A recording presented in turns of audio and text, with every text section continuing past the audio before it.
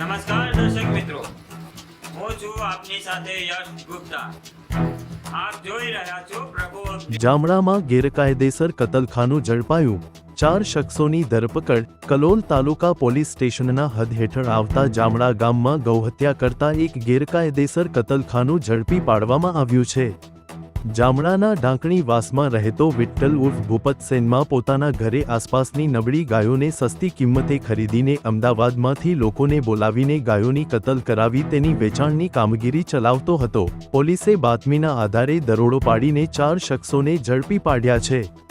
ધરપકડ કરાયેલ શખ્સોમાં લાલાભાઈ મણિભાઈ સેનમાં, વસીમ કુરેશી, અસફાક બહેલીમ અને મોહમ્મદ રફીક કુર્શીનો સમાવેશ થાય છે। વિઠ્ઠલ સેનમાં હજુ સુધી પોલીસના હાથમાં નથી આવ્યો। પોલીસે કબજે કરેલ મુદ્દામાલ, લોડિંગ રિક્ષા, એક્ટિવા, પિકઅપ, ડાલુ, મોબાઈલ અને હથિયારો કુલ મળીને 3.61 લાખ રૂપિયાનો મુદ્દામાલ કબજે કરવામાં આવ્યો છે।